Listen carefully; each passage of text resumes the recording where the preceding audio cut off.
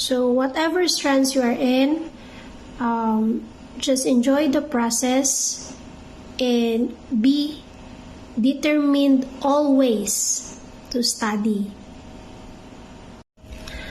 So if you want to become an engineer, my advice for you now is brace yourself now. Charot lang. Yes,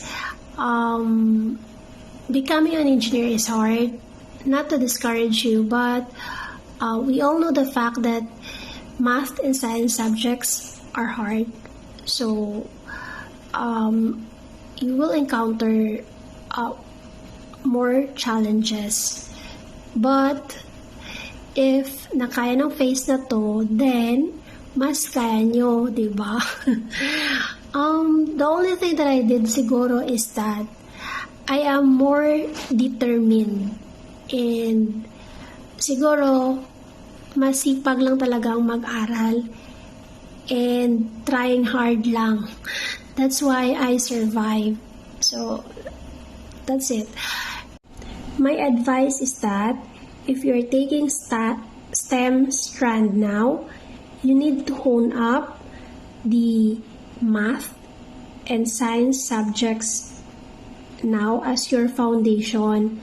So you need to study more on that subjects and also on English also, because math and science is written in English language.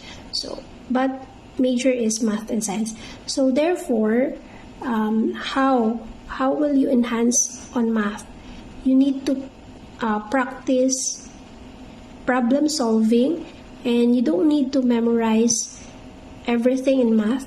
Just understand the formula, how it derives, where it came from. So just understand. And in science, it's more on theories. So you need to understand the theories behind the science of that, and it's fascinating if you understand the theories. I'm taking this job because my course is a civil engineer, and also I'm taking civil engineer because as my observation, civil engineering works is more on working on things. So based on my personality, I saw myself that this job is more fitted on me because I am fun on working on things rather on working with people. So that's why I'm gonna stay on this job for a long time, that I will not get bored on this. So that's why I'm taking this. Like what I said before, this is a family firm. So therefore, I'm here in this organization. Parang na-absorb ko na lang because also of the influence of my father. At a very, very young age, gitrain niya na kami, and also I'm working na under my father. So at the very young age, hindi pa ako graduate as an engineer, nag-work na ako sa kanya. So therefore, pinatuloy na lang namin. So that's why I'm here in this organization. Our firm has a total of around 20 employees. Some employees are not regular yet because we are start-up pa lang, so therefore contractual, and some are mga maybe 10 only are regular. The skilled, the admin, and the drivers are the regular, but the laborers are contractual. So around 20 workers. Our firm is Sabido Engineering Services, and we are a design and build firm. For the salary, our salary is based on the contract projects that we had since we are in a contracting services. So if we had a good and big projects, so we can have more profit. So for a value of that, I can say maybe minimum of 10% profit. That's the salary of the income of the firm. But for me alone as an engineer of the firm, my salary in our firm is not that much higher because we are in a start-up stage. So more on our profit is more on investing, how we can upgrade our firm. We all know that engineering is a field of science. So science is fixed. So therefore, this job will not change over a decade because science is proven based on studies and many theories already. So therefore, it is fixed and it will not change over the decade. But maybe it will only ma-influensyahan ng technologies. That's the changes in this job only. Ma-influence ng technologies. So, like for example, from my case or from my job now, before I often go to the site to inspect and to see it in actual. But through the technologies nowadays, so we do video calls na lang and they send pictures and I will assess it in the office. So I don't need to go to site anymore because virtually I can see the project. So maybe only the standards will not change, but some procedures through the technologies, it will change over a decade. What are the challenges? Okay. May encounter ko yung challenge, especially on the startup phase. So there are two things, the planning stage and the construction stage. So major challenge talaga ang startup. So like for example in planning, you will create things from scratch.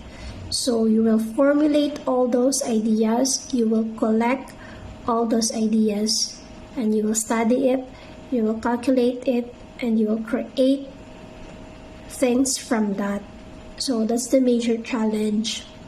And in construction stage, the major challenge is also the startup.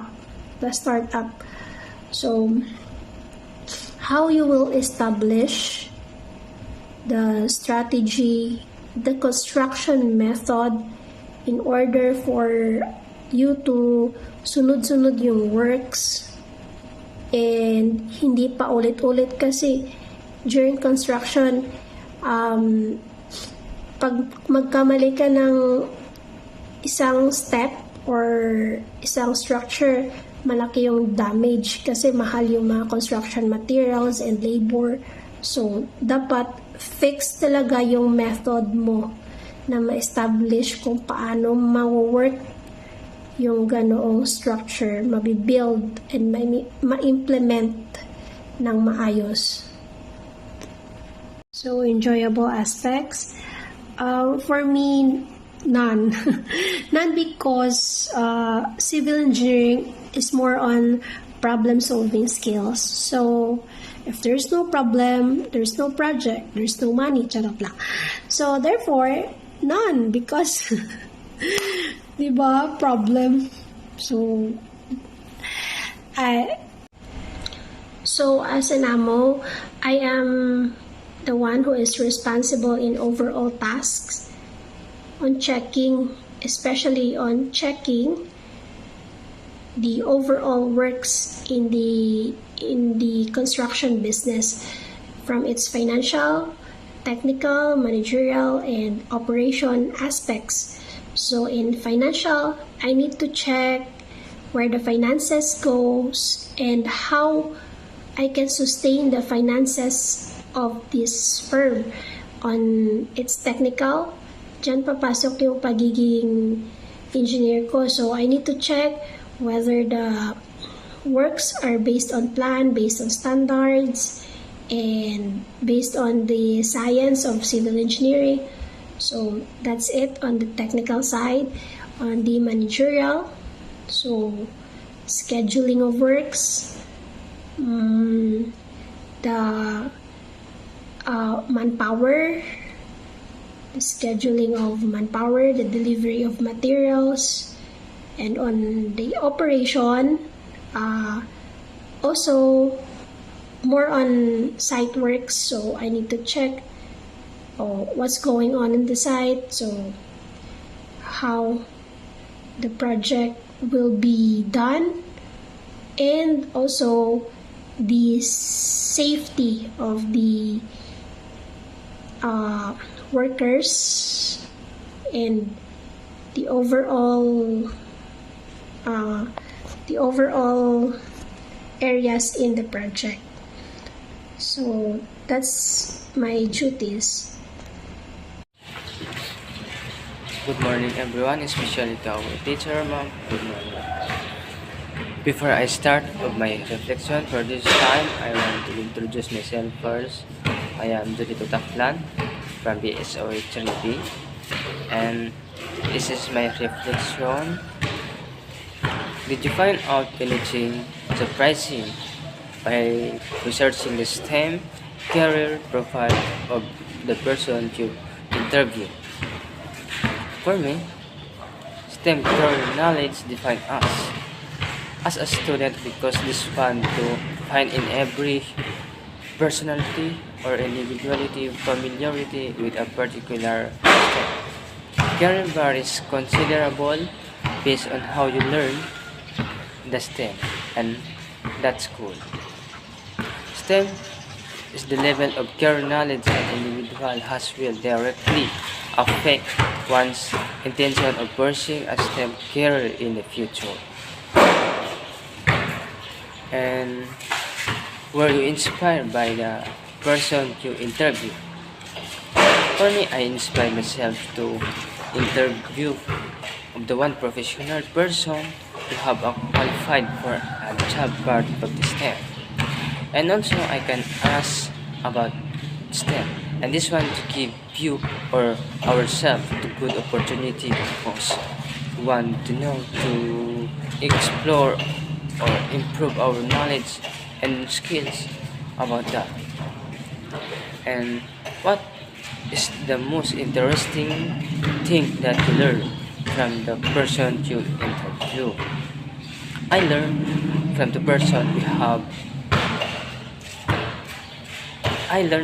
the person we interview.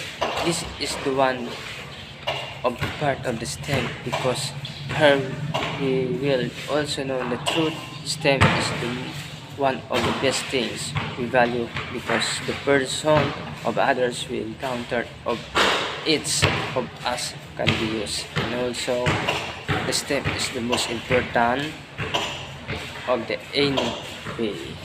And once again, good morning.